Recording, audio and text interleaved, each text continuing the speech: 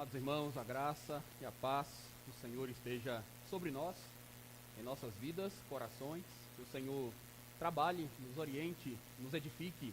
Quando nós comparecemos ao culto do Senhor, é isso que nós esperamos, né? Esperamos crescimento espiritual, esperamos diretrizes bíblicas que vão fazer toda a diferença na nossa maneira de pensar, de agir e na forma de trabalhar para o Senhor, não é? Então, que a graça de Deus esteja com vocês.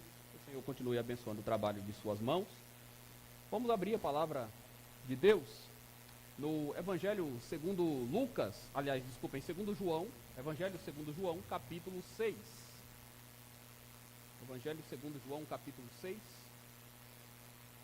Nós vamos ler do verso 1 até o verso 15. Um texto que traz conhecido episódio em um momento muito decisivo e importante do ministério de Jesus Cristo. João capítulo 6, do verso 1 até o verso 11.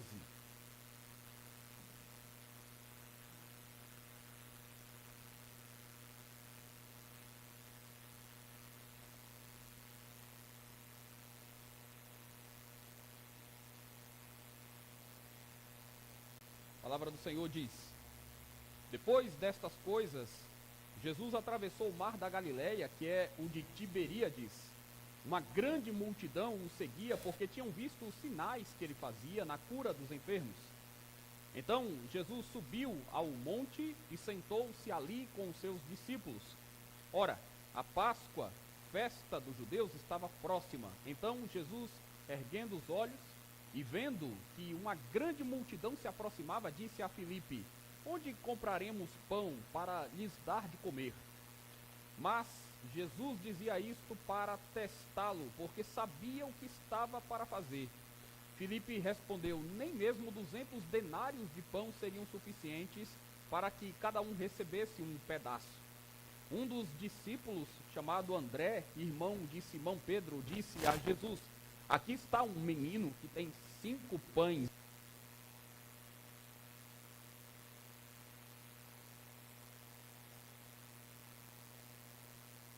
no chão. Havia muita relva naquele lugar.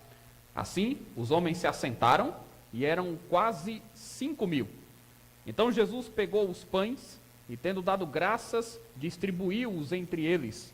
E também, igualmente, os peixes, tanto quanto queriam. E quando já estavam satisfeitos, Jesus disse aos seus discípulos: Recolham os pedaços que sobraram, para que nada se perca.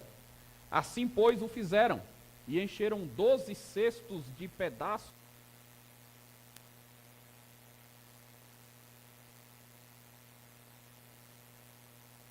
que Jesus havia feito. Disseram: Este é verdadeiramente o profeta que devia vir ao mundo.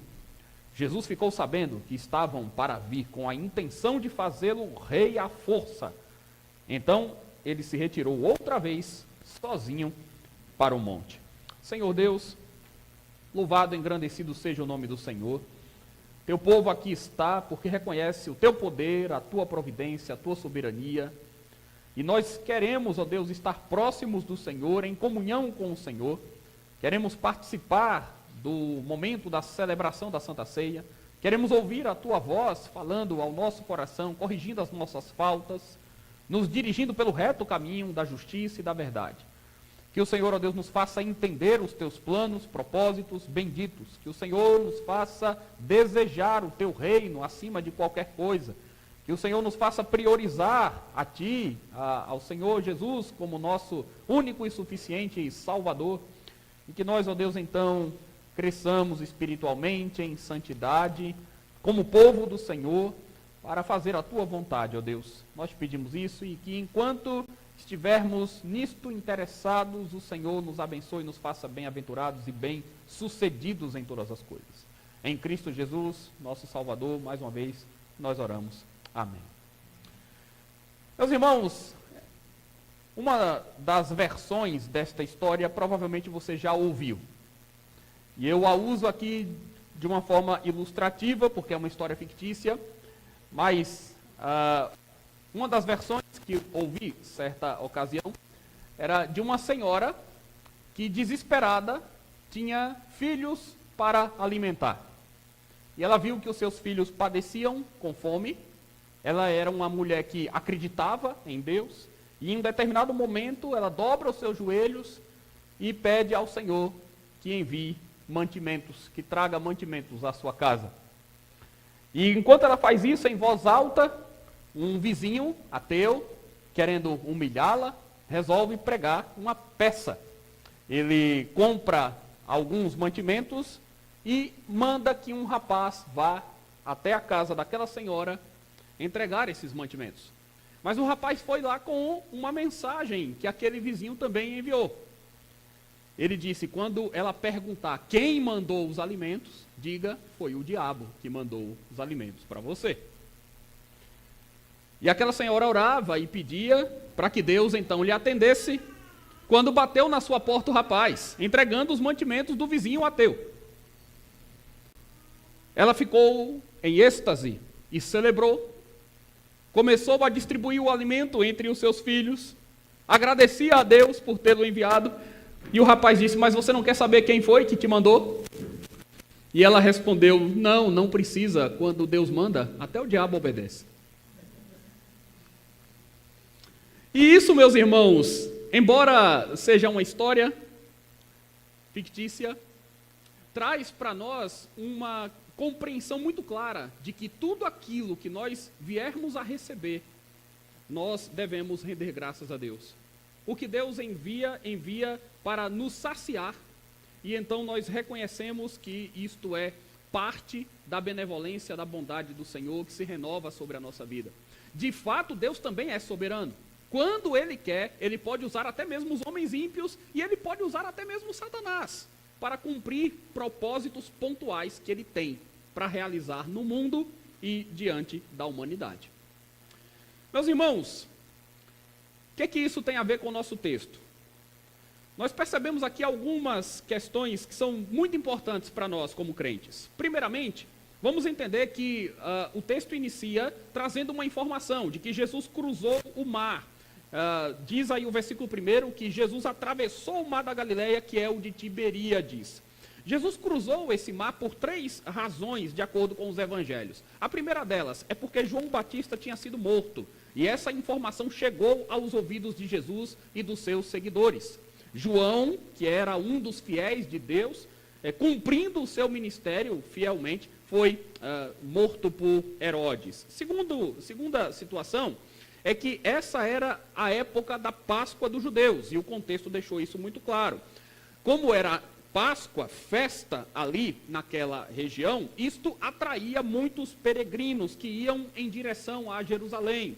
E explica essa grande multidão que se ajuntou, curiosa, interessada e que foi até Jesus. Por que essa multidão então se aglomerou ali? Justamente porque era um período festivo que atraía peregrinos judeus de todas as partes. Era exatamente com o intuito de participar da festa, da Páscoa, da celebração que eles estavam ali, ou que pelo menos grande parte dos indivíduos que formavam essa multidão estava ali.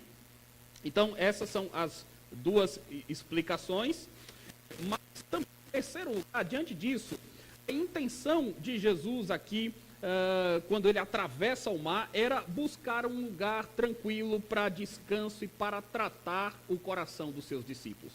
Muitas vezes nós vamos perceber que Jesus faz isso, que Jesus se isola, que Jesus foge da multidão.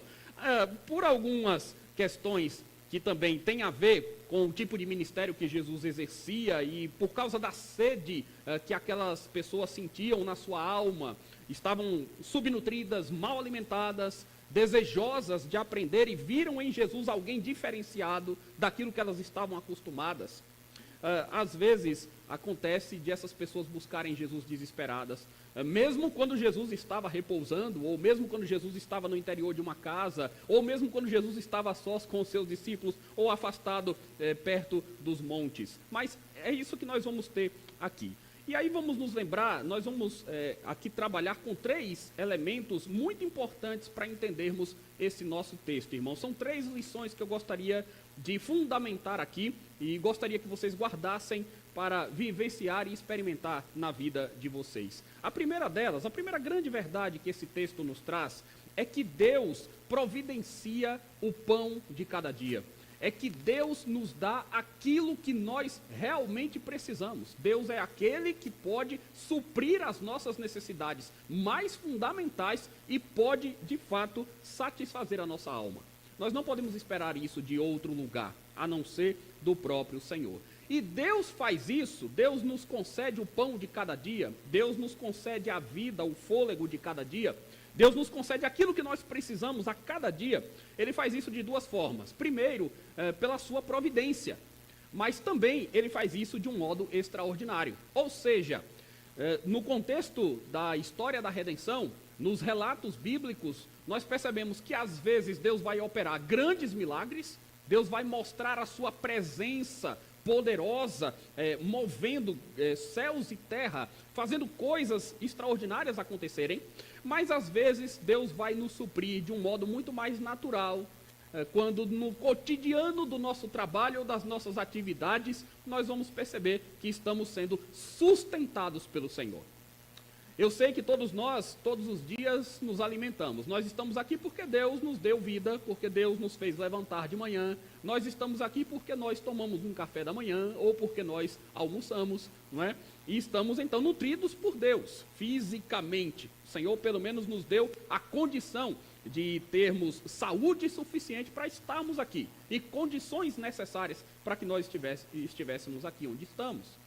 Então, isso é o que nós chamamos de providência. Quando, por atos muito comuns e corriqueiros, Deus vai nos sustentando. E, às vezes, é possível Deus realizar alguns dos seus grandes milagres. E ele fez isso também em alguns momentos da história. Portanto, Deus, na sua providência, ou de um modo extraordinário, vai nos conceder o pão de cada dia. É isso o que nós observamos aqui, meus irmãos. Claramente, o propósito de João é o de demonstrar a divindade de Jesus. Você deve se lembrar como é que João inicia, inclusive, os relatos acerca do Senhor Jesus. O Evangelho de João começa dizendo: no princípio era o Verbo, e o Verbo estava com Deus, e o Verbo era Deus. E então ele passa a descrever Jesus Cristo como o autor da própria criação. Ele vai dizer que todas as coisas foram criadas por meio dele, e sem ele nada do que foi feito se fez.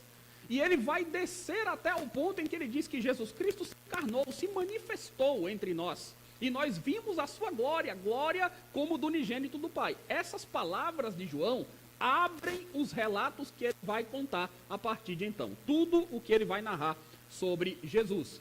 Mas nos mostra qual é a intenção que ele tem em mente. Ele quer provar a divindade de Jesus Cristo. Ele quer dizer para os seus leitores que Jesus era de fato o Messias, o profeta, o Deus encarnado que eles aguardavam. É aquele que pode redimir, que pode salvar os homens dos seus pecados, porque o Criador tem o poder também de redimir. Então isto é mostrado para nós já no início destes relatos do Evangelho de João. Isso é tão verdade, meus irmãos, que João seleciona, ele é seletivo quando ele vai destacar alguns dos milagres que Jesus realizou. Tenha em mente o seguinte, que João é o último dos evangelistas a escrever. Antes dele, nós já tínhamos o Evangelho de Marcos, nós já tínhamos o Evangelho de Mateus, nós já tínhamos o Evangelho de Lucas. João escreve bem depois deles.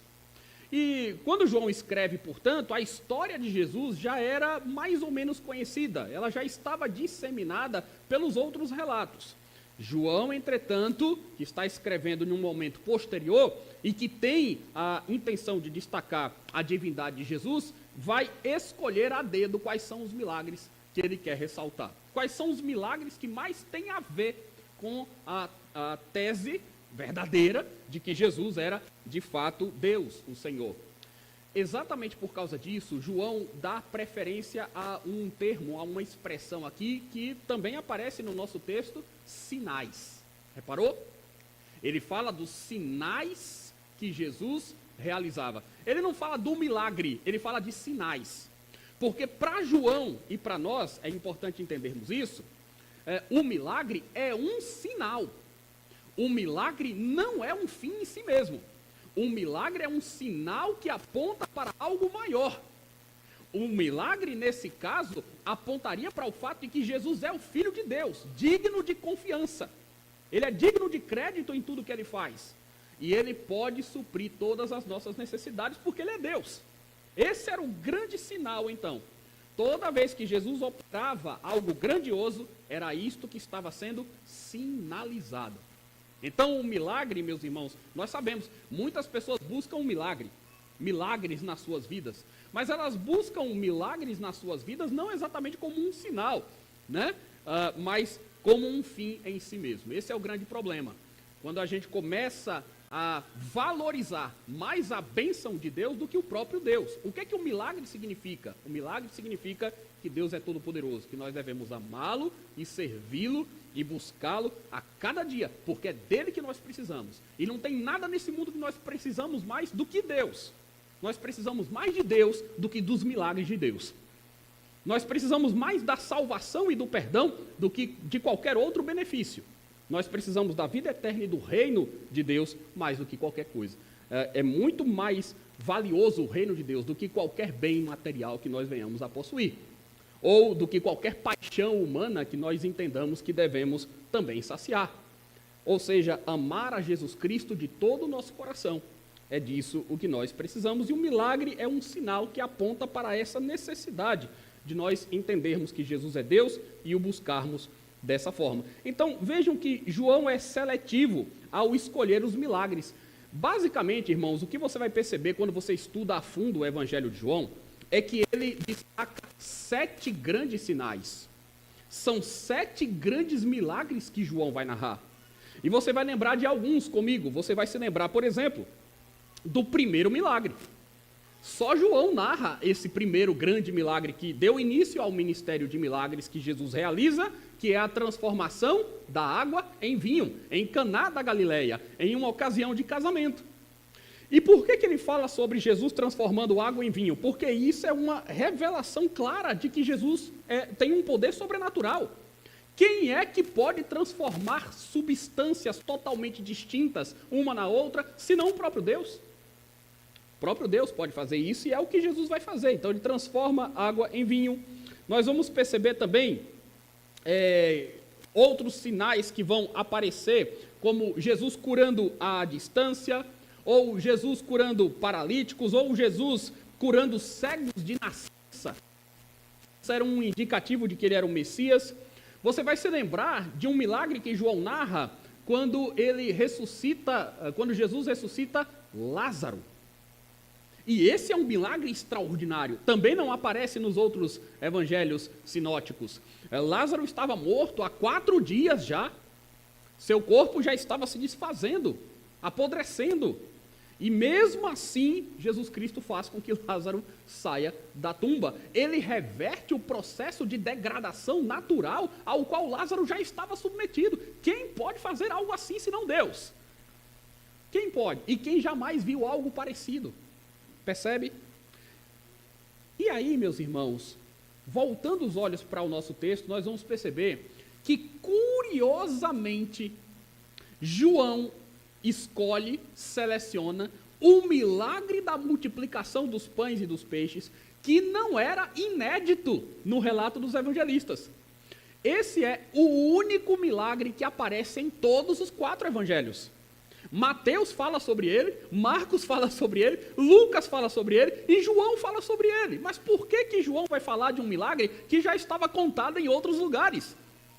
Porque isto favorece, meus irmãos, aquilo que ele quer provar, que de fato Jesus Cristo é Deus. Jesus Cristo é o Senhor, que tem poder criativo. Jesus tem o poder de criar do nada, de fazer as coisas virem à existência. Aliás, John MacArthur, falecido essa semana, grande teólogo, grande estudioso das Escrituras e pastor, ele diz que, interessantemente, 2 milagres criativos fazem referência a elementos da ceia. Né? Quando Jesus transformou água em vinho, esse foi um milagre de criação. Jesus transformou água em vinho. E agora, Jesus faz surgir pão para alimentar 5.000 pessoas de um conjunto de 5 pãezinhos. Como que isso é possível? Na verdade, Cristo está criando, ele está criando aqui, criando pão para alimentar tanta gente. Do mesmo jeito que o seu poder criador se mostra quando ele transforma a água em vinho. Então é curioso que 2 dos milagres criativos que Jesus realiza apontam para a Santa Ceia, ou os elementos da ceia, quando daqui a pouco nós vamos partir o pão e daqui a pouco nós vamos tomar do vinho o corpo e o sangue do Senhor Jesus Cristo. Outro detalhe interessante é que você precisa relembrar aqui. O texto ele vai fazer alguns paralelos que nos remetem à história do Êxodo. Porque lá no Êxodo, enquanto peregrinava no deserto, o povo também estava sendo suprido, amparado pela providência de Deus e pela realização dos seus grandes milagres. Vocês vão se lembrar dos grandes milagres que Deus fez, mas também de ações da providência. Por exemplo, quando Deus fazia com que as suas vestes tivessem maior tempo de duração, ou as suas sandálias não se desgastassem, isto era uma forma de providência. Deus estava providenciando isto. Não havia um milagre extraordinário ali, mas suas roupas não se desgastavam, suas sandálias eram conservadas pelo poder de Deus. Só que esse mesmo Deus fazia pão cair do céu. E diariamente maná caía do céu para alimentá-los. Isso já é algo extraordinário. Comida caindo do céu. Algo que serviria para sustentá-los ali. Então Deus, na sua providência, ou de um modo extraordinário, está sempre conservando, preservando, amparando o seu povo. E é nisso que nós cremos, afinal de contas. Não é verdade, meus irmãos? Ao longo da história, ao longo do tempo, Deus vai guardando as nossas vidas, Deus vai guardando a sua igreja, ou pela sua providência, ou pela realização de grandes milagres.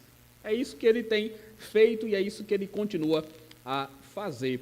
Então, Deus, na sua providência, de modo extraordinário, nos dá o pão de cada dia. Essa é a primeira lição que nós aprendemos aqui. E nisso nós podemos confiar. Deus tem poder criativo. Não é? Deus tem poder de fazer produzir, ele tem poder de providenciar alimento e aquilo que nós precisamos. Segundo lugar, dito isso, nós aprendemos também que não só de pão vive o homem, mas de toda palavra que procede da boca de Deus. O que é que eu estou tentando demarcar agora?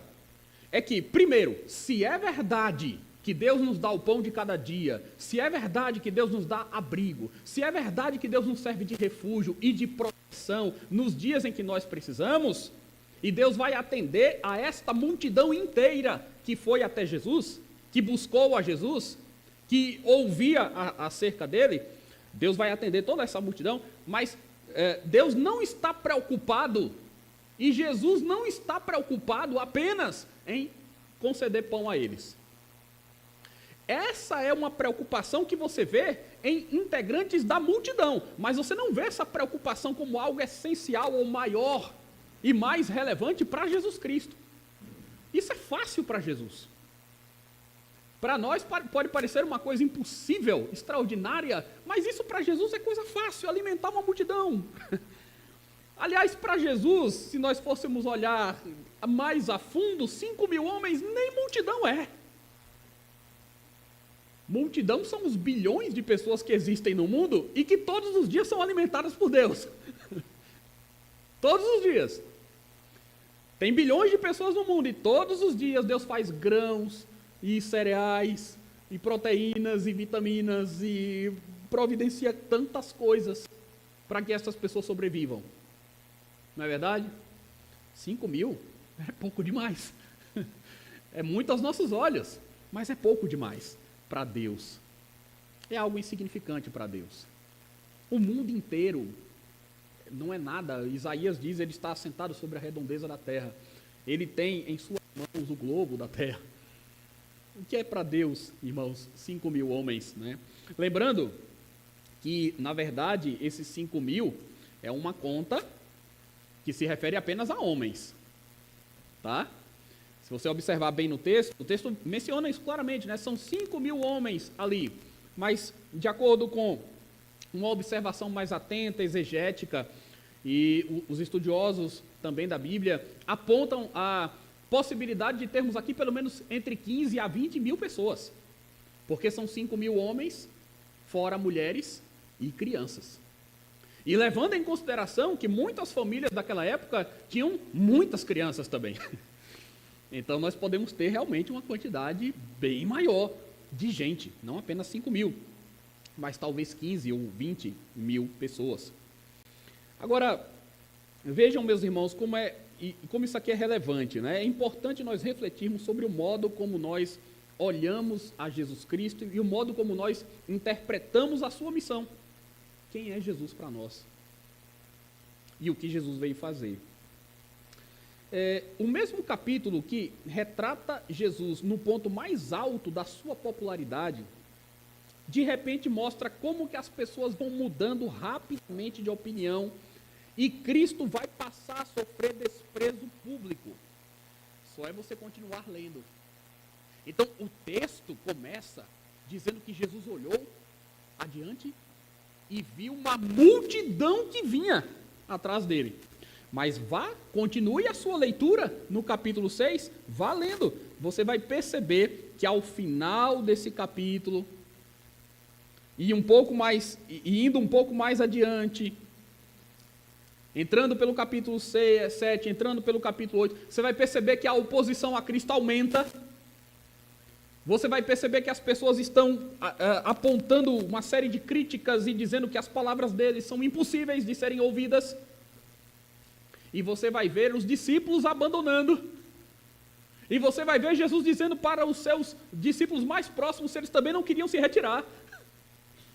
E de repente, de uma multidão que veio atrás dele, o que nós vamos ter ao final, depois de algum tempo, são punhados menores de pessoas que ainda permaneciam fiéis. E é interessante a maneira como isso é construído aqui por João, meus irmãos. E você vai perceber que essa história vai se repetir. Jesus foi tentado à glória humana.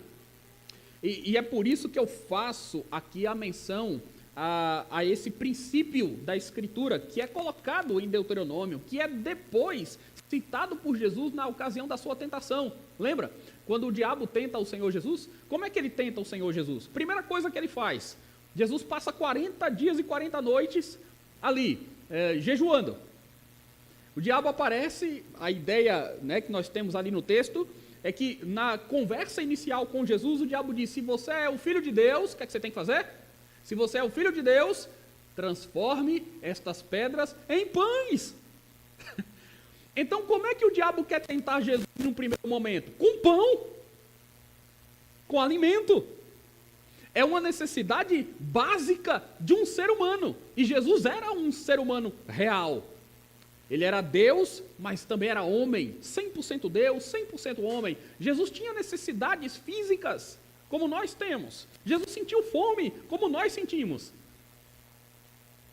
Se és filho de Deus, é fácil. Estala os dedos, transforma estas pedras em pães, e aí você pode se alimentar. Mas você lembra qual foi a resposta de Jesus? Foi justamente essa. Está escrito, não só de pão viverá o homem, mas de toda a palavra que procede da boca de Deus. A resposta de Jesus, irmãos, aponta que se alimentar de Deus é algo mais relevante, mais importante do que do pão, do que do alimento cotidiano e material e físico. E ninguém está dizendo que isso é desnecessário. Todos nós precisamos nos alimentar, todos nós precisamos comer todos os dias. Mas mais importante do que isso é justamente ter em Jesus Cristo o pão da vida. E é assim que ele vai se alimentar, que ele vai se apresentar aqui. Ele vai se apresentar aos seus ouvidos como o pão da... Eu sou o pão da vida. E ele faz um paralelo, lembra? Os vossos pais no deserto comeram deste pão que vocês comeram, do pão comum. E é isso que ele quer dizer. Eles comeram do pão comum e morreram. Mas quem comer deste pão que eu tenho para oferecer, este viverá, este terá vida eterna. Então, essa compreensão de que não só de pão vive o homem, mas de toda palavra que procede da boca de Deus, é o ensino que Jesus quer transmitir aqui. E esse capítulo mostra então, irmãos, também o tipo de Messias que o povo queria. Presta atenção nisso, porque isso é também muito importante para nós. Qual é o tipo de Messias que as pessoas querem? Qual é o tipo de Salvador que as pessoas estão dispostas a ouvir ou a seguir? Presta atenção nisso, porque o texto também vai nos dizer algo muito relevante nesse aspecto. O povo quer um Messias que esteja à disposição dele, para atender às suas urgências e às suas demandas. O povo quer um Salvador que os atenda nos seus imediatismos, nas suas reivindicações. Eles querem um Messias que os supra materialmente, que os alimente. Eles querem um Messias que os faça ficarem ricos ou prosperarem como nação. Esse é o tipo de Messias que os encanta. Então, é um Messias, meus irmãos, que não implica em um envolvimento pessoal e em um compromisso maior com ele próprio. Eu não tenho que me comprometer com ele. Ele pode me atender. Eu não tenho que servi-lo. Ele pode me ajudar. Ele pode fazer com que eu obtenha aquilo que eu desejo. E o que é que eu desejo? Uma vida confortável. O que é que eu desejo? Ter pão todo dia. Percebe? Diante do milagre que Jesus faz, as pessoas agora vão até ele com que intuito? Torná-lo rei. Mas por que elas querem que Jesus se torne rei sobre elas? É porque elas entenderam que Jesus é Deus? É porque elas entenderam que precisam se submeter a Ele? Não, elas querem tornar Jesus rei, porque elas viram em Jesus aquele que vai solucionar seus problemas imediatos, básicos, temporais. Percebe? Eu quero esse tipo de Messias, que me dê roupa, que me dê comida, que me encha o estômago, mas que não se preocupe necessariamente com o meu espírito. E qual é o tipo de Messias que nós queremos, irmãos? Aquele que nos enche o estômago ou aquele que nos enche o coração? E eu não estou dizendo que ele não possa fazer as duas coisas. Ele pode e faz as duas coisas. A questão é, onde está o centro do nosso interesse? E será que Jesus é compatível com o Messias que você também deseja? Pois é, meus irmãos, mas lembrem-se do que eu falei. Este texto faz um certo paralelo com os relatos de Êxodo, ok? Vamos nos lembrar do seguinte, vamos colocar aqui em perspectiva Moisés e o Egito. E vamos colocar em uma outra perspectiva Jesus e Roma. Porque qual é a intenção que essas pessoas têm? De que Jesus seja um Messias libertador. Que Jesus seja alguém que vai tirá-los do senhorio de Roma. Como Moisés, no passado, foi um libertador, um tipo de redentor que Deus providenciou e que tirou o povo do império egípcio. Só que olha que coisa curiosa, meus irmãos. Com Moisés, ou através de Moisés, o povo recebeu libertação política. Mas espiritualmente, muitos deles permaneceram escravos e incrédulos, tanto que morreram no deserto. Com Moisés, eles foram tirados do Egito. Com Moisés, eles receberam pão do céu. Com Moisés, eles foram sustentados na caminhada. Mas estas coisas e os milagres todos que Deus fez, não foi suficientes para que eles enxergassem as verdades espirituais que eles precisavam enxergar. Agora, com Jesus, eles querem repetir a história. Eles querem que Jesus os liberte de Roma. Mas o grande problema é, será que eles querem a libertação espiritual? Será que eles querem o coração livre para servir a Deus? Não, eles estão interessados no mesmo tipo de imediatismo que caracterizou grande parte daquela multidão que saiu do Egito. Porque no Egito, a gente tinha pepino, legume, verdura. Era melhor o Egito. Eles chegaram a dizer isso. Era melhor o Egito, porque lá nós éramos escravos, mas nós tínhamos tantas coisas boas e tantas coisas saborosas. Percebem, irmãos? Eles não conseguem perceber que a libertação de Deus, que a redenção de Deus é mais valioso do que qualquer coisa, do que qualquer benefício material que alguém possa usufruir nesse mundo. Eles estão querendo trocar, e esse é um grande perigo para o ser humano, ele está sempre querendo trocar Deus por algo menor. Por algo menor. É como Esaú, que troca o seu direito de primogenitura por um prato de lentilhas. Do que me serve o meu direito de primogenitura se eu estou morrendo de fome? Não é assim? Do que me serve a libertação do Egito se a gente não tem os alhos e as cebolas que a gente tinha lá? Ou do que me serve um Messias que vai me prometer o reino dos céus se a gente ainda continua sendo cativo de Roma? São os homens sempre diminuindo a Deus e a perspectiva que deveriam ter acerca de Deus e de algo maior. Nós não fomos criados para isso, irmãos. Nós fomos criados para algo transcendental, para algo muito maior. Mas nós ficamos limitados nessas nossas esferas. E queremos um Deus que nos dê casa, comida, carro, mansão, amigo, namorada, família. E as coisas vão parando por aí, porque a gente não consegue enxergar além disso. E o que Jesus vem propor é que Deus pode nos dar estas coisas, todas elas, tudo aquilo que nós precisamos, na sua providência, mas Ele pode nos dar muito mais. No nosso coração nós devemos ansiar por algo muito maior. Percebem? Então, meus irmãos, não só de pão vive o homem, mas daquilo que procede da boca de Deus. Vejam, olha o verso 14, olha que curioso aqui, o verso 14 e o verso 15, dizem assim, ó, quando as pessoas viram o sinal que Jesus havia feito, disseram, este é verdadeiramente o profeta que devia vir ao mundo. Perceberam? Olha o detalhe, quando as pessoas viram o sinal.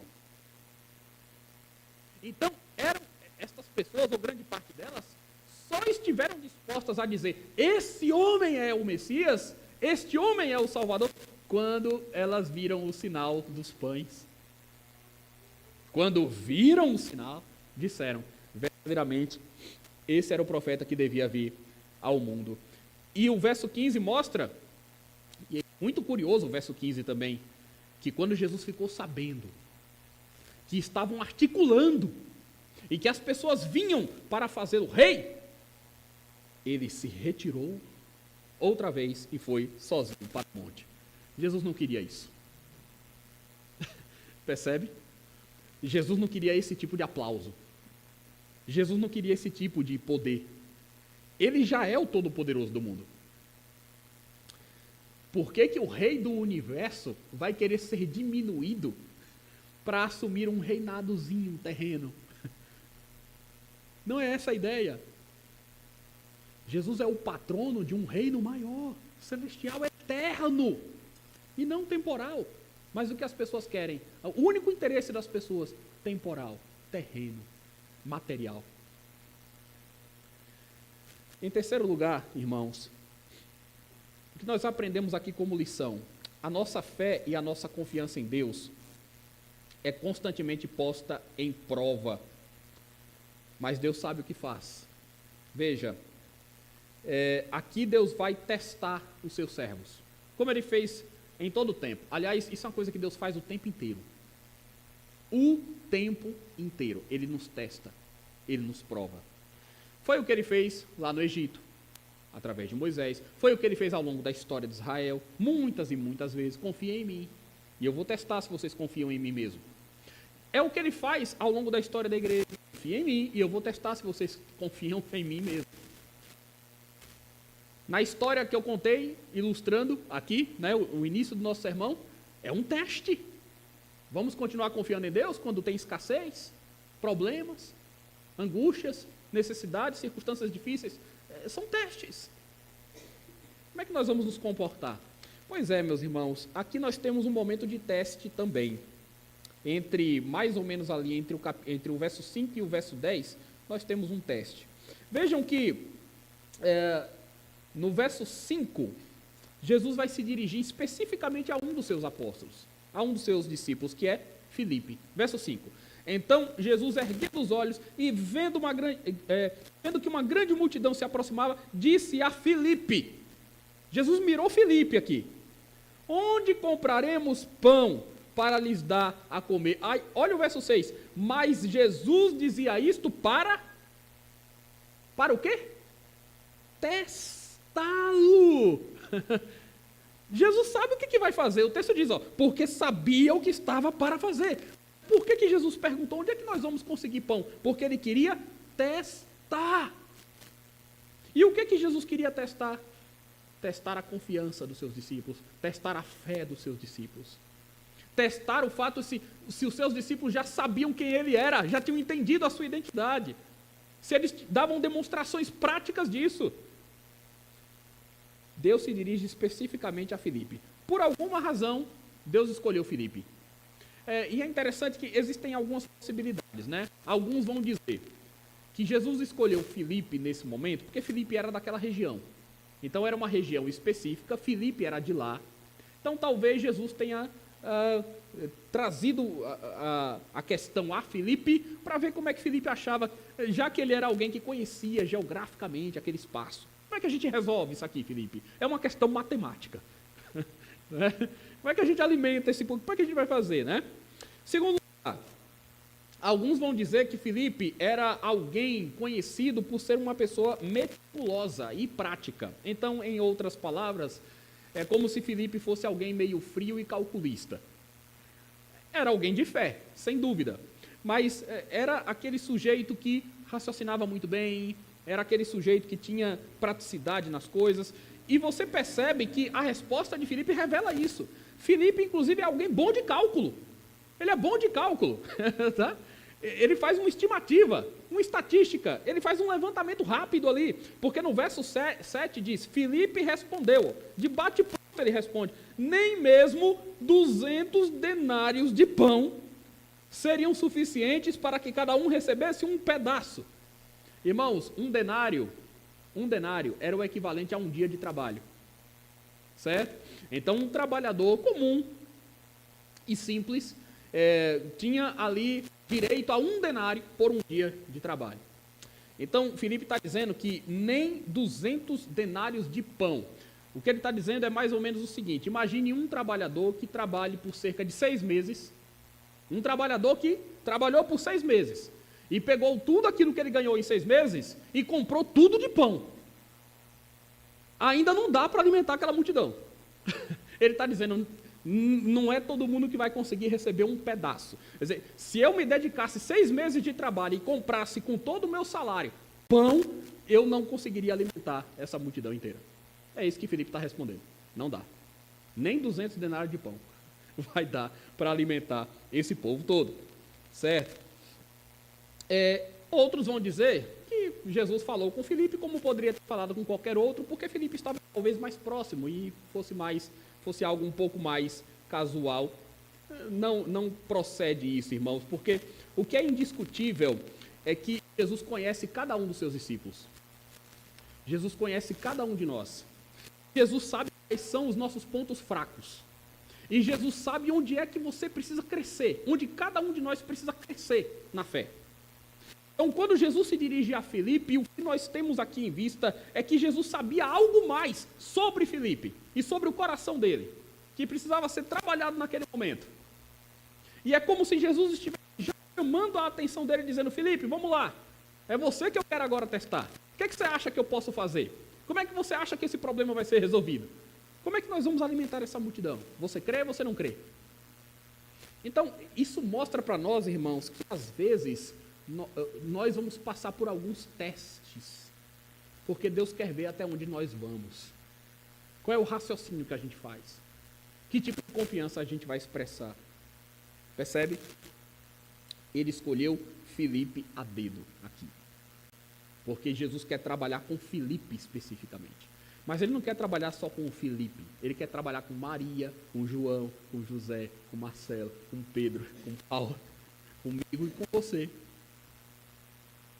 Cada um de nós tem as suas lutas, seus dramas, suas sua dificuldade de crer.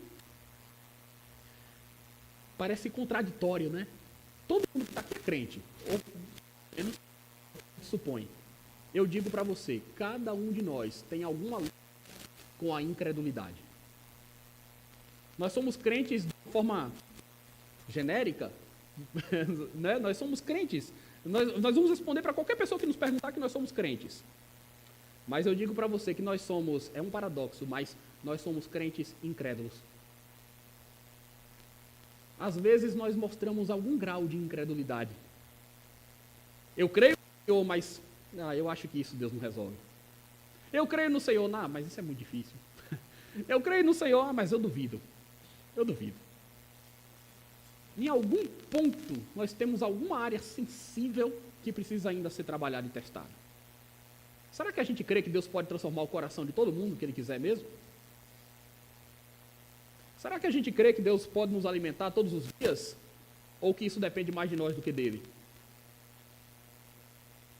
A nossa fé é posta em prova o tempo todo, meus irmãos. E Jesus quer trabalhar a confiança pessoal aqui de Filipe. Filipe pensa na dificuldade da situação e ele não encontra solução. Ele só coloca a impossibilidade. E é assim conosco. Se nós olhamos para as dificuldades, podemos entender que não há saída. Mas se nós olhamos para Jesus Cristo e pensamos nele e no poder dele, certamente nós vamos ter uma outra cosmovisão. Pois é, meus irmãos, o que é que Deus pode fazer?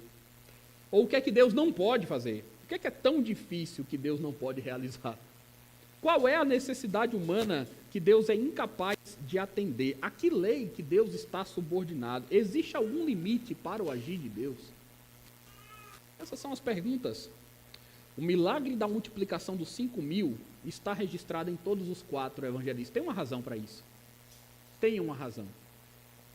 Esse é um milagre estratégico, fundamental, que mostra o poder de Deus, que mostra a divindade de Jesus, que mostra quem é que pode suprir as nossas carências, que mostra quem é que nós temos que recorrer no momento da dificuldade, que mostra que os nossos cálculos matemáticos são insuficientes. Mas que diante disso, nós temos um Deus que não está paralisado, que vai estender a mão, que vai nos atender. A nossa maior necessidade é, de fato, o Senhor Jesus Cristo. Como é que nós vamos responder às provas que vierem, quando elas nos encontrarem em situações assim? Quando você olhar e dizer assim, tem uma multidão aqui, mas não tem como alimentar. Pois é, meus irmãos. Em primeiro lugar, entenda que Deus nos concede o pão de cada dia. Eu estou falando mais do que pão aqui agora. Deus supre a nossa necessidade diária. Ele é que faz isso. Ninguém mais pode fazer isso a não ser o próprio Deus.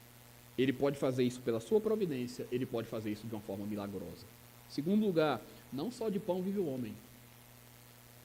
Não valorize as coisas temporais e materiais como algo que são como coisas que são mais importantes do que o próprio Senhor Jesus Cristo. Não troque Deus pelas bênçãos de Deus. Não só de pão vive o homem, mas de toda a palavra que procede da boca de Deus. Eu não estou satisfeito apenas em ter alguns recursos, eu não estou satisfeito apenas em ter roupa para vestir ou alimento. Essas coisas são fundamentais. Trazem dignidade para nós e para a nossa família. Queremos um pouco de conforto, sim, um pouco de estabilidade, sim, isso é natural buscar. Mas não só de pão vive o homem, mas de toda a palavra que procede da boca de Deus. Existe um pão que é maior e que é mais importante. Jesus Cristo, o pão da vida. E nesse aspecto, a nossa fé e a nossa confiança em Deus vai ser constantemente testada. Será que Jesus é a coisa mais importante para nós mesmos? Será que Jesus vale mais do que o pão que a gente come todo dia? Será que Jesus é a nossa necessidade mais fundamental, mais básica de todas? Aquela que é definitiva, aquela que é eterna? Onde é que nós estamos buscando? Onde é que nós estamos colocando o nosso coração, meus irmãos? Somos como aquela multidão que busca Jesus porque sabe que Ele pode multiplicar pães? Que busca Jesus porque sabe que Ele pode curar? O início do texto mostrou que as pessoas foram atrás dele porque viram as curas que Ele fazia. Aí depois que ele multiplicou os pães, a multidão foi atrás dele porque queria torná-lo rei, porque ele multiplicou os pães. Imagina, alguém que pode curar todos os nossos males, feridas e doenças, e alguém que pode nos dar o alimento. Do que a gente precisa mais, não é? As pessoas podiam pensar assim, do que a gente precisa mais? A gente tem alguém que pode nos curar quando nós estivermos doentes, e a gente tem alguém que pode nos alimentar quando estivermos famintos. Acabou a nossa necessidade. Eu vou ter saúde e comida a vida toda? Maravilha! Esse é o Messias que eu quero. Será que é essa a busca, meus irmãos, que nós estamos fazendo? Queremos um Messias que supra as nossas necessidades temporais? Não é esse tipo de coisa que Jesus tem para oferecer. Isso é só parte do seu ministério, parte da sua bondade, parte da sua graça e parte da sua misericórdia. Tem muito mais. E quando nós desejamos a Deus e olhamos para Cristo como a coisa mais importante da nossa vida, nós não apenas teremos Ele e o que é mais importante, como teremos as coisas secundárias. E é por isso que Jesus, inclusive, acalentou o coração dos seus discípulos, dizendo para eles que nós somos filhos de Deus e que se Deus cuida das aves do céu e se Deus cuida dos lírios do campo, como Ele não cuidaria de nós, homens de pequena fé? Mas quando nós estamos muito interessados apenas nestas coisas, ficamos inquietos e nos perguntando o que comeremos, com o que vestiremos, porque os interesses humanos, por vezes, estão para isso. Que Jesus Cristo seja a coisa mais valiosa e importante no nosso viver. Vamos orar? Senhor Deus, obrigado